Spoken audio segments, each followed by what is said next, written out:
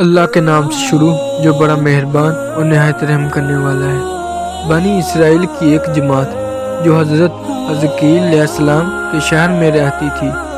موت کے خوف سے شہر چھوڑ کر جنگل میں جا کر رہنے لگی۔ ہوا کچھ یوں کہ طاعون کی وبا پھیل جانے سے لوگوں کی اموات شروع ہو گئی تھی، جس کی وجہ سے یہ لوگ موت کے خوف کی وجہ سے شہر چھوڑ کر جنگل میں جا بسے۔ اللہ تعالیٰ کو ان لوگوں کی یہ حرکت بہت زیادہ ناپسند ہوئی، چنانچہ اللہ تعالیٰ نے ایک عذاب کے فرشتے کو اس جنگل میں بھیج دیا، جس نے ایک پہاڑ کی آڑ میں چھپ کر چیخ مار کر بلند آواز سے یہ کہہ دیا کہ موتواہ، یعنی تم سب مر جاؤ۔ اس مہیب اور بھیانک چیخ کو سن کر بغیر کسی بیماری کے بالکل اچانک یہ سب کے سب مر گئے۔ روایات کے مطابق فرشتے کی چیخ کی وجہ سے جنگل میں آ کر بسنے والی سبھی افراد لقمۂ اجل بن گئے، جن کی تعداد 70,000 تھی۔ مردوں کی تعداد اس قدر زیادہ تھی کہ لوگ ان کے کفن و دفن کا کوئی انتظام نہیں کر سکتے، اور ان مردوں کی لاشیں کھلے میدان میں بغیر کفن کے 8 دن تک پڑی رہنے کے بعد سڑنے لگی، جس سے بے انتہا بدبو پھیل گئی، اور پورے جنگل اور اس کے اطراف میں یہ بدبو پھیلنے لگی۔ لوگوں نے ان کی لاشوں کو درندوں اور ان کی بدبو سے خود کو محفوظ کرنے کے لیے اس جنگل کے ارد گرد ایک دیوار بنا دی۔ کچھ دنوں کے بعد حضرت حزقیل علیہ السلام کا اس جنگل سے گزر ہوا تو اپنی قوم کے لوگوں کی لاشیں پہچان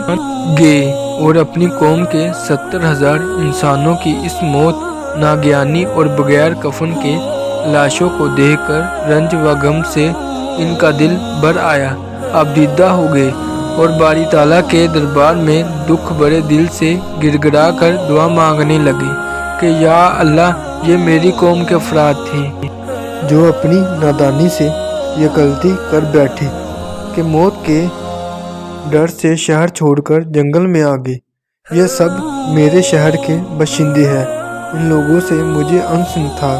اور یہ لوگ میرے دکھ سکھ کے شریک تھے۔ افسوس کہ میری قوم ہلاک ہو گئی اور میں بالکل اکیلا رہ گیا۔ اے میرے رب، یہ وہ قوم تھی جو تیری حمد کرتی تھی اور تیری توحید کا اعلان کرتی تھی اور تیری کبریائی کا خطبہ پڑھتی تھی۔ آپ بڑے سوز دل کے ساتھ اس دعا میں مشغول تھے کہ اچانک آپ پر وحی اتری کہ اے حزقیل علیہ السلام، آپ ان بکھری ہوئی ہڈیوں سے فرما دیجئے کہ اے ہڈیوں، بے شک اللہ تعالیٰ تم کو حکم فرماتا ہے کہ تم اکٹھا ہو جاؤ۔ یہ سن کر بکھری ہوئی ہڈیاں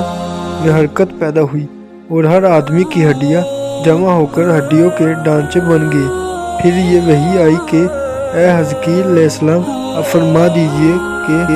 اے ہڈیوں، تم کو اللہ کا یہ حکم ہے کہ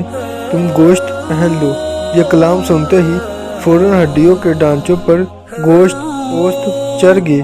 پھر تیسری بار یہ وحی نازل ہوئی، اے حزقیل، اب یہ کہہ دو کہ اے مردوں، خدا کے حکم سے تم سب اٹھ کر کھڑے ہو جاؤ۔ چنانچہ آپ نے یہ فرما دیا تو آپ کی زبان سے یہ جملہ نکلتے ہی 70,000 لاشیں چشمِ زون میں کھڑی ہو گئی۔ پھر یہ سب لوگ جنگل سے روانہ ہو کر اپنے شہر میں آ کر دوبارہ آباد ہو گئے اور اپنی عمروں کی مدت بھر زندہ رہے، لیکن ان لوگوں پر اس موت کا اتنا نشان باقی رہ گیا کہ ان کی اولاد کے جسموں سے سڑی ہوئی لاش کی بدبو برابر آتی رہی، اور یہ لوگ جو کپڑے بھی پہنتے تھے وہ کفن کی صورت میں ہو جاتا تھا، اور قبر میں جس طرح کفن میلا ہو جاتا تھا ایسا ہی میلا پن ان کے کپڑوں پر نمودار ہو جاتا تھا۔ چنانچہ یہ اثرات آج تک ان یہودیوں میں پائے جاتے ہیں جو ان لوگوں کی نسل سے باقی رہ گئے ہیں۔ اس واقعے کا قرآن مجید میں بھی ذکر موجود ہے۔ یہ عجیب و غریب واقعہ قرآن مجید کی سورۃ بقرہ میں خداوند قدس نے اس طرح بیان فرمایا ہے کہ اے محبوب، کیا تم نے نہ دیکھا تھا انہیں جو اپنے گھروں سے نکلے، اور وہ ہزاروں تھے، موت کے ڈر سے، تو اللہ نے ان سے فرمایا مر جاؤ، پھر انہیں زندہ فرما دیا۔ بے شک اللہ لوگوں پر فضل کرنے والا ہے، مگر اکثر لوگ ناشکرے ہیں۔ اگر آپ کو یہ میری ویڈیو اچھی لگی پلیز لائک کر دیں، شیئر کر دیں اور سبسکرائب کرنا مت بھولیے گا تاکہ آنے والی ویڈیو آپ کو جلد مل سکے۔